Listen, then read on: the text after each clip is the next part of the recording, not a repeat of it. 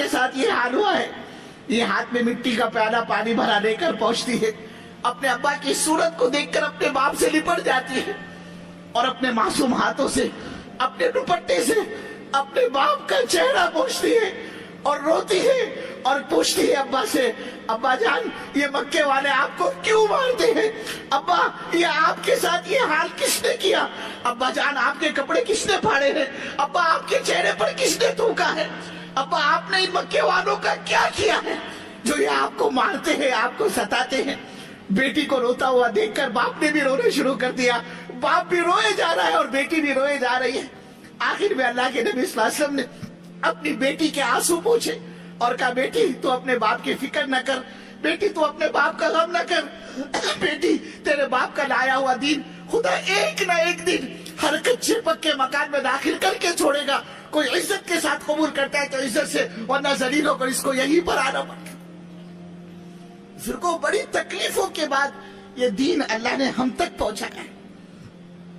اب یہ ہم سب کی ذمہ داری ہے, اس لیے کہ آج امت نے اس کام کو کام نہیں سمجھا, آج امت نے اس کام کو کام نہیں بنایا. لوگ سمجھتے بھائی یہ دعوت و تبلیغ کا کام یہ تو بیکار لوگوں کے کرنے کا کام ہے. میں تو کوالیفائڈ آدمی, میں تو پی ایچ ڈی, میں تو ایم کام, میں تو ڈاکٹر صاحب اور میں تو وکیل صاحب, اور میرے کو تو سر کھجانے کی فرصت نہیں. اللہ کی قسم, اللہ کی قسم, اللہ کی نگاہ میں سب سے بڑا مجرم وہی ہے جو اللہ کے دین سے اپنی جان بچاتا ہو. سب سے بڑا مجرم ہے. آج ہمارے پاس وقت نہیں مسلمان کے لیے بول, مسلمان کے لیے جملے. حالانکہ اس امت کا ایک ایک فرد اللہ کے دین کا ذمہ دار ہے. کل قیامت میں چاہے ایم کام ہو, چاہے ایل ایل بی ہو, چاہے پی ایچ ڈی ہو, چاہے صدر صاحب ہو, چاہے گورنر صاحب ہو, چاہے وکیل صاحب ہو, چاہے مفتی صاحب ہو, چاہے مولوی صاحب ہو, چاہے بزرگ ہو, وہ ڈاکٹر ہو, چاہے انجینئر ہو, چاہے وہ مونگ پھلی بیچنے والا ہو, چاہے وہ ٹیکسی چلانے والا ہو, چاہے وہ سبزی ترکاری کا تھیلا لگانے والا ہو, کل قیامت میں اللہ کا ہاتھ ہوگا, اس کا گریبان ہوگا اور اللہ اس سے پوچھیں گے ہمارے نبی کی دھجیاں اڑائی گئی, ہمارے نبی نے تکلیفیں برداشت کی, تم اپنے کو نبی کا عاشق, نبی کا امتی بتلاتے ہو, ذرا یہ تو بتلاؤ تم نے نبی صلی اللہ علیہ وسلم کے دین کے لیے کیا کیا؟ اللہ کا جواب دینا بھاری ہو جائے گا.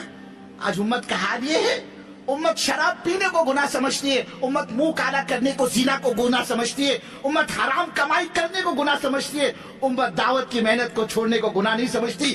حالانکہ سب سے بڑا گناہ, سب سے بڑا جرم عظیم دعوت کی محنت کو چھوڑنا ہے. امت نے اس کو گناہ ہی نہیں سمجھا. زنا کو گناہ سمجھتی ہے, منہ کالا کرنے کو گناہ سمجھتی ہے, شراب نوشی کو امت گناہ سمجھتی ہے, دعوت کی محنت کو چھوڑنے کو گناہ نہیں سمجھتی. حالانکہ جب دعوت چھوٹتی ہے اس کے نتیجے میں ساری گندگیاں وجود میں آتی تھی. انبیاء آتے جن کے نتیجے میں اللہ کا دین آتا, دعوت آتی, ساری گندگیاں زمین سے صاف ہو جاتی. نبی چلے جاتے, ان کی دعوت جاتی, جس کے نتیجے میں پھر گندگیاں وجود میں آتی, پھر اللہ امت پر رحم کر کے دوسرے نبی کو بھیجتا تھا. تو پتہ چلا یہ دعوت اس امت کا وظیفہ حیات ہے. کوئی مائیکل آر یہ نہیں کہہ سکتا میرے کو اس کی ضرورت نہیں. کل قیامت میں اللہ ایک ایک سے پوچھے گا. یہی وجہ بزرگوں عمر فاروق رضی اللہ تعالیٰ عنہ کے بارے میں آتا ہے, بے ایمان کا جنازہ گزرتا ہوا دیکھ کر امیر المؤمنین گورنر صاحب دھاڑے مار کر رونا شروع کر دیتے. لوگوں نے کہا امیر المؤمنین آپ کس کی موت پر رو رہے ہو, واوے نہ کر رہے ہو, آنسو بہا رہے ہو؟ یہ مرنے والا کوئی ایمان والا اور مسلمان نہیں تھا, اس نے بےمانی کی زندگی گزاری ہے, بےمانی کی موت مرا ہے, اور آپ اس کی موت پر رو رہے ہو, واوے نہ کر رہے ہو, آنسو بہا رہے ہو؟ کیا جواب دیا امیر المؤمنین عمر فاروق رضی اللہ تعالیٰ عنہ نے؟ کل قیامت ہو, اللہ کی عدالت ہو, اور اللہ کا ہاتھ ہو اور گریبان اس عمر کا ہو, اور خدا عمر سے یہ پوچھے عمر تو علاقے کا, ملک کا, شہر کا, بستی کا, حلقے کا ذمہ دار تھا, اے عمر تیرے ہوتے ہوئے ہمارا یہ بندہ بغیر کلمے کے دنیا سے کیسے رخصت ہو گیا؟ عمر خدا کو کیا جواب دے گا؟ ارے بزرگوں آج مسلمان بےمانی کی موت مر رہا ہے, کہ اللہ کل قیامت میں میرے سے اور آپ سے پوچھے گا نہیں؟ اس لیے ہمارا اس محنت میں جان بچانے سے فائدہ نہیں, جان جھونکنے میں فائدہ ہے. یہ کوالالمپور کا اجتماع, یہ آپ کے سالانہ اجتماع, ہم کو آپ کو کیا پتا کس کس کی زندگی کا یہ آخری اجتماع ہے. کتنے تھے گزشتہ سال اجتماع کے اندر, آج وہ اپنی قبروں میں آہے بھر رہے ہیں. ہم کو تم کو کیا پتا یہ اس سال کا کتنوں کا آخری اجتماع ہے. آئندہ اجتماع سے پہلے پہلے ہمارے تمہارے بسترے ٹھکانے لگ چکے ہو گے, اللہ ہی بہتر جانتا ہے. اس لیے بزرگوں اب تک کے غفلت اور سستی اور کوتاہی کو اللہ معاف فرمائے اور یہ پورا مجمع طے کر لے انشاءاللہ اس دعوت کی مبارک محنت کو ہم زندگی کا مقصد بنائیں گے اور موت تک اس کام میں اپنے کو لگائے رکھیں گے. ایک طرف تو نیت کرنی ہے اور دوسری طرف اس کا اظہار کہ زندگی کا کوئی بھروسہ نہیں اور روزی کا مالک اللہ ہے. روزی کا مالک اللہ ہے. ایک آدمی صبح سے لے کر شام تک گاڑی مٹی کا کام کرتا ہے, اللہ اس کے مقدر کی دو بوٹی اس کو دیتا ہے. بزرگوں ہم تم حضرت محمد صلی اللہ علیہ وسلم کے دین کا کام کریں گے, اللہ میرے کو تم کو کیسے بھوکا مارے گا؟ اللہ کی کوئی غیرت ہے نہیں. اور سب سے بڑی غیرت اللہ کی ہے. کچھ نہیں تھا صحابہ کے پاس میں, اپنی غربت کو اللہ کے دین پر لگایا. اللہ نے دنیا میں اتنا دیا اتنا دیا, پھاوڑوں سے سونا کاٹ کاٹ کے تقسیم کیا صحابہ نے, پھاوڑوں سے اپنی ذلت کو اللہ کے دین پر لگایا. اللہ نے دنیا میں ایسی عزت دی جن سے بکریاں نہیں چرائی جاتی تھی, اللہ نے ملکوں کی گورنر یا ان کے قدموں میں ڈاکے ڈالی. اس کے لیے بزرگوں جس طرح اطمینان کے ساتھ سکون کے ساتھ اس پورے مجمع نے بیٹھ کر بات سنی ہے, اللہ آپ کے آنے کو, اللہ آپ کے بیٹھنے کو, اللہ آپ کے سننے کو, اللہ آپ کے جمع ہونے کو بے انتہا قبول فرمائے.